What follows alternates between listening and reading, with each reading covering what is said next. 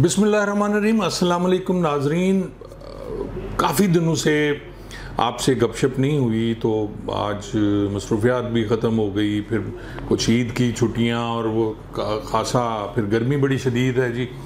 तो आज मेरा दिल किया जी बैठ के आपसे बात करें। 2-3-4 इश्यूज़ जो चलते रहे पिछले दिनों सियासत से हट के, तो उसमें एक मेन इशू जो था वो दुआ ज़हरा का केस था, जिसमें एक लड़की हैं जी दुआ ज़हरा, जो वहाँ से आती हैं कराची से अपनी मर्ज़ी से, जो कहा जाता है जो वो कहती हैं, और यहाँ आके उन्होंने एक लड़के से शादी कर ली, ज़हीर नामी लड़के से, और बहुत ज़्यादा इसको मिला पूरा मीडिया, सोशल मीडिया, और उसके बाद ये आपका जो है ट्विटर पे, और बाकायदा एक ट्रेंड चला दुआ ज़हरा का कि जी एक 14 साल की लड़की गायब हो गई। हुकूमत जो सिंध हुकूमत में जो वज़ीर आला थे वो गए, उनके एक नुमाइंदे वहाँ गए, और उन्होंने तो बाद में जो 3-4 दिन बाद पता चला कि जी ये दुआ ज़हरा साहिबा जो हैं वो लाहौर में उन्होंने निकाह कर लिया।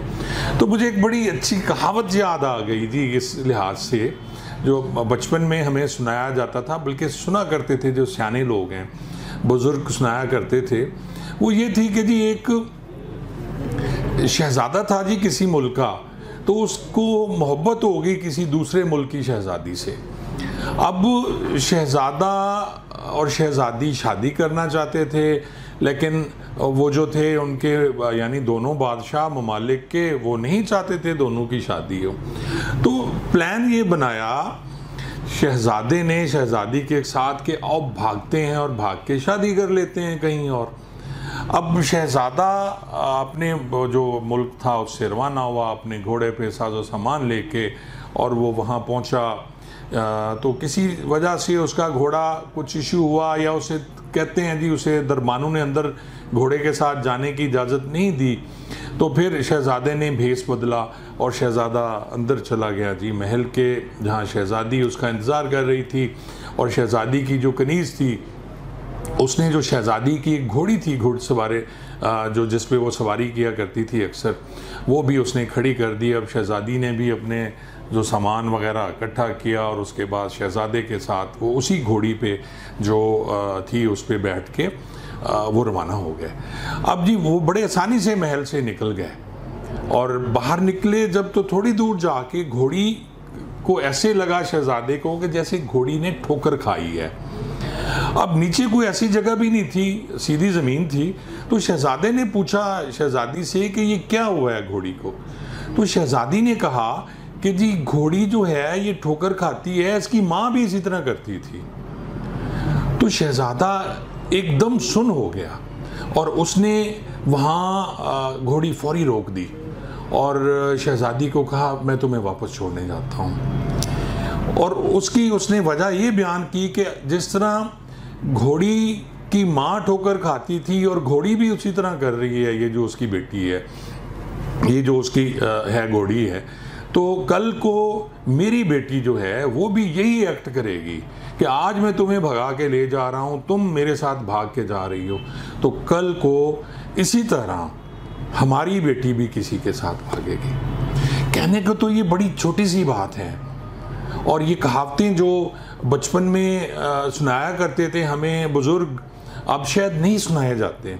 तो ये दुआ ज़हरा का आप केस देखें कि एक बच्ची 14 साल की उम्र है, जिसको माँ ने कैसे पाला होगा, वो बीमार हुई होगी, वो बिस्तर गीला भी करती होगी, और उसकी माँ उसे हटा के खुद गीले बिस्तर पे सोती होगी और सर्दियों में, और उसे खुश्क बिस्तर पे सुलाती होगी। उसके बाप ने क्या क्या नहीं किया होगा, उसका बाप कैसे तड़प रहा है, वो पूरी कोशिश कर रहे हैं। और अभी उन्होंने फिर हाई कोर्ट में सिंध में उन्होंने एक रेड की हुई है, और 19 तारीख को सुना है कुछ नोटिस हुए हैं कि जी सब तमाम पार्टियों को नोटिस हो गए हैं SHOs को। अब जाके वो यही बयान देंगे कि जी अपनी मर्ज़ी से इसने शादी की। फिर अब कानून का तज़ाद देखिए कि सिंध में कुछ और कानून है, पंजाब में कुछ और कानून है। सिंध में 18 साल से कम उम्र बच्ची के साथ निकाह नहीं किया जा सकता वली की मर्ज़ी के बगैर, और यहाँ पंजाब में पिछले दिनों एक रूलिंग आई हाई कोर्ट की जिसमें 14.5 साल की जो बच्ची है बालिग थी और कहा गया लड़की जो बालिग है उसकी शादी हो सकती है। इस्लाम में भी यही है कि जी जो ही लड़की बालिग होती है, और बड़ी मिसालें हैं जिसमें 13 साल की बच्चियाँ, 12 साल की बच्चियाँ जो बालिग हुई, यानी उनकी जो मेंस्ट्रुएशन डेट्स हैं वो शुरू होती हैं और उसके साथ वो बालिग होती हैं और कुछ अरसे बाद उनकी शादी कर दी जाती है। तो ये सारी चीज़ें आपको बताने का मकसद ये है कि अब क्या, पिछले दिनों एकदम लहर आई हुई थी जी, वो एक निमरा नामी बच्ची भी वहाँ से कराची से गायब हो गई, उसका भी पता चला कहीं निकाह हो गया और उसकी तस्वीरें हुई। फिर ये वहाँ से आप देखें कि इसकी दीदा दिलेरी इस लड़की की दुआ ज़हरा की कि जी वहाँ से इसने टैक्सी हायर करा के दी गई, 22,000 रुपये उसका किराया ज़हीर वगैरह ने उसे दिया। फिर ये लाहौर और ये जो कोर्ट्स हैं इनका इर्द गिर्द का एरिया बड़ा फर्टाइल है इस टाइप के कामों के लिए। मुझ जैसे कई वकला बैठे हुए हैं जो निकाह उसी वक्त हो जाता है जी, सब कुछ निकाह भी होता है, साथ में कोर्ट में मजिस्ट्रेट के पास बयान भी हो जाते हैं, फिर वो वहाँ एक इस्तखासा भी हो जाता है, हैरेसमेंट की रिट भी हो जाती है कि जी वहाँ की पुलिस और वहाँ के जो उनके वालिदैन हैं वो उसे तंग कर रहे हैं। और उसकी वो एक ही जुमला है जी कि जी उसकी शादी एक बूढ़े आदमी से की जा रही थी या उसकी शादी पसंद से नहीं की जा रही थी और उसके बाद उनकी शादी हो जाती है। मुझे यकीन करें दुख हुआ इस सारी कहानी में कि जहाँ मैं भी बेटी वाला हूँ, आप लोग भी जिनके घर बेटियाँ हैं, अल्लाह ताला इन सबको हिदायत दे। क्या ये हो क्यों रहा है? क्या हमने अपने बच्चों को इतनी खुली छूट दे दी कि वो जो मर्ज़ी करें? वो अगर एक बच्ची एक नया सूट लेके घर में आती है या कोई तोहफे तहफ लेके आती है तो माँ उससे नहीं पूछती कि बेटा ये किसने दिया है।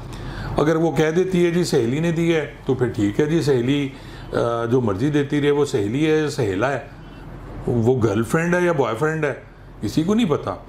अच्छा मोबाइल फ़ोन लेके अगर बच्ची आ गई, कोई कीमती मोबाइल 2-2.5 लाख का, तो माँ तो खुश होती हैं जी, बड़ी बात है जी हमारी बेटी के दोस्त ने मोबाइल फ़ोन कुछ दिनों के लिए दे दिया, और फिर उसी से वो ट्रैप होती हैं, उसी से वो फंसती हैं। ये सारी चीज़ें, मुझे एक वाक़या याद आ गया कि जी भावलपुर में जब मैं DSP सिटी था तो वहाँ आप यकीन करेंगे एक लड़की इसी तरह गायब हो गई, और कराची का लड़का, भावलपुर की लड़की, पढ़ी लिखी लड़की, उसने BBA ऑनर्स किया हुआ था, और उसकी दोस्ती कैसे लगी जी, ये लैपटॉप जो दिया गया था शहबाज शरीफ साहब की तरफ से, उसे उसने टॉप किया, उसे लैपटॉप मिला और लैपटॉप पे ही उसका जो थ्रू फेसबुक उसका राब्ता हो गया। इससे पहले उसके माँ बाप ने उसे मोबाइल फ़ोन तक नहीं दिया हुआ था, और लास्ट कॉल जो उसने अपने बाप के नंबर से जो घर पे हुआ था उस पर कॉल हुई, और उस कॉल से हमने उसे ट्रेस किया।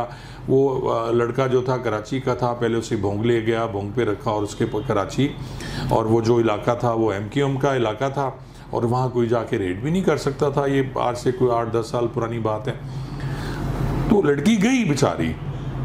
अब ऐसी लड़कियों के साथ होता क्या है, अगर तो वो पूरी ज़िंदगी जूते खाती रहती हैं, पूरी ज़िंदगी जलील होती रहती हैं, ताने सहती रहेंगी, तो वो गुजारा करेंगी, नहीं तो फिर वो किसी प्रोस्टिट्यूशन में दाखिल हो जाएंगी, किसी ऐसे अड्डे पे वो कोई उसने बेच देगा, या फिर वो ज़लीलो ख़ार होकर वापस जाती हैं। तो अगर माँ बाप ज़िंदा हैं तो उन्हें कबूल कर लेते हैं, तो भाई बहन तो वैसे ऐसी लड़कियों को कबूल ही नहीं करते जो घर से भागी और जिसने इस तरह बदनाम किया। और फिर कहा जाता है, अक्सर ये भी एक कहावत होती थी सराइकी में, वो कहते थे कि जी हया वाले दा हथ काला थिया तो उन्हें लुका गिदा, और बेहया दा हथ काला थिया उन्हें मुँह को मल गिदा जी, कि अगर हया शर्म वाले लोग हैं, उनका हाथ किसी वजह से कालक लगी है तो वो छुपा लेते हैं, और जो बेहया होते हैं वो उस कालक को अपने मुंह पे लगा देते हैं, यानी वो उसको जगह जगह जैसे कि किया गया सोशल मीडिया पे उछाला गया, और हर आदमी ने चेज़ा लिया, उस पर तरह तरह की बातें हुई और अब तक हो रही हैं। तो मैं आखिर में जो मेरे साथ की मेरी उम्र के लोग हैं या मुझसे छोटे हैं, जो बच्चों वाले हैं, तो मेहरबानी करें अपने बच्चों की तरबियत ज़रूर चेक ज़रूर रखें, कभी कभी उनका बैग चेक कर लिया करें कि कोई ऐसी चीज़ तो नहीं है उनके बैग्स में जो कल को आपके लिए प्रॉब्लम बन सकती हैं। चेक ज़रूरी है। बाकी अल्लाह ताला हम सबको अपनी हिफ्ज़-ओ-अमान में रखे और हमारे बच्चों को नेकी की हिदायत दे। शुक्रिया जी।